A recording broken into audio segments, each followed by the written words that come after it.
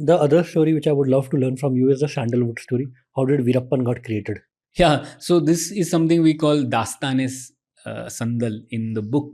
So again, this is there is a Netflix movie also, right? I guess movie or documentary on Veerappan, and again that looks at this idea about what he did, or was he doing good things for the people in that area, things. But no one thinks about how it is connected to the state. Again, there is a very important role of the state here, which we need to know. For example, now sandalwood, around 90% of the sandalwood, with the one which we want, was found in the three states of Karnataka, Tamil Nadu, and Kerala. So we are actually abundant in this particular resource. And sandalwood, right from the 1700s, was an important thing. It is used for religious functions, for making incense sticks, not just in India but in China and all also. So there was huge demand for this. It was a precious commodity.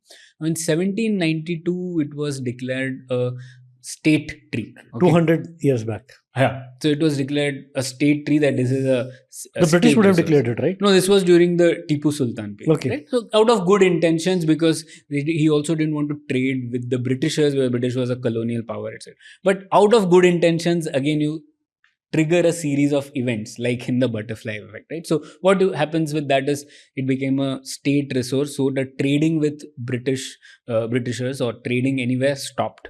That declined. Once that happened, then Britishers took over after 1799 Fourth Anglo-Mysore War. They continued to hold. So it was a monopoly of the state. You can't sell it, you can't buy it, only you can buy it. And this is because Tipu Sultan made it state reserve. Yeah, so it started with that out of good intentions, but this is how. Then after independence, you would have thought the government would change policy, but then again the new government also continued with it. So you had a fascinating situation where government is monopolized. So even if a sandalwood tree grows in your compound, it is the resource of the state. Okay, it didn't belong to you. In fact, any state, the forest officer would come and say that, if there is, I can give you 75% of the value I determine. You can see how corruption will happen there. Secondly, if you were found to be in possession of more than 20 kg sandalwood, you could be punished, you could be jailed. Okay, so it's almost like a drug. Yeah, so essentially you had all, and if the sandalwood went missing from your compound, you would be held liable. So you have a situation where it is a private property violation, right? So your private property's right over that wasn't respected, and you had all the responsibility to maintain the tree, but you can't extract any benefits out of it. Now, this is a classic thing. When you don't protect property rights, we know from economic reasoning that people don't have any incentive to grow that. So what happened is, by 1965, India was producing close to 4,000 tons of sandalwood. By 30-40 years later, that had dropped from some 4,000 to a meager 600 or so. So what has happened is, over the years, no incentive, right? Why will I grow this painful tree which government will anyways take away? And so essentially the production declined, and the only production that was available was in government run forests, which were Tamil Nadu. Yeah, again Tamil Nadu, Karnataka, Kerala, where governments were doing this.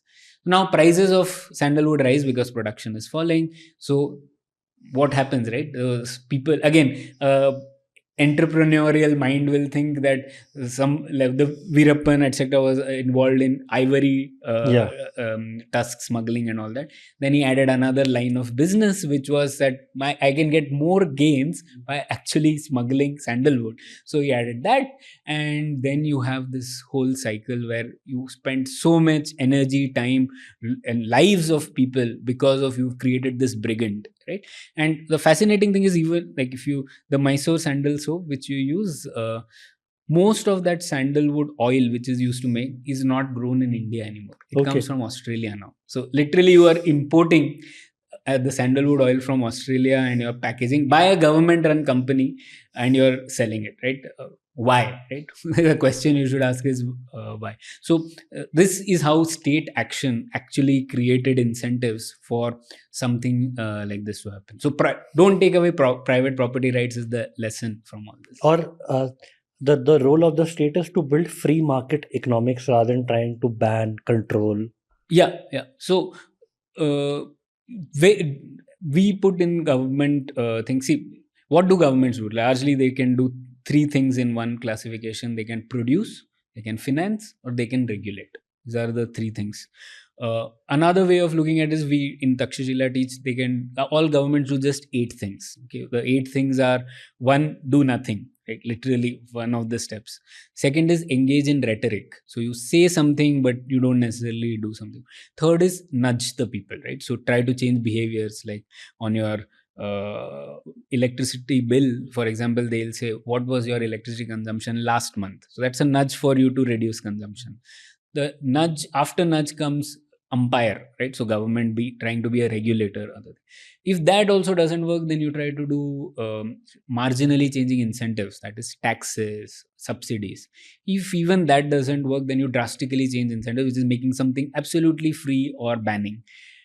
If that doesn't work, you might do change ownership. So what happened in nationalization, or the flip side of that is what happens in privatization. So this is a menu of 8 things governments do. Now what happens is, when we think of government action, most commonly people will think of taxes or bans, like you mentioned. The idea is, you should not think of these as the only actions. There are a range of other policy options, which I said. So we need to think of those from the least coercive to the most coercive, and don't think just of taxes or bans, because these, all of them have these huge unintended consequences that you can't think of. Yeah.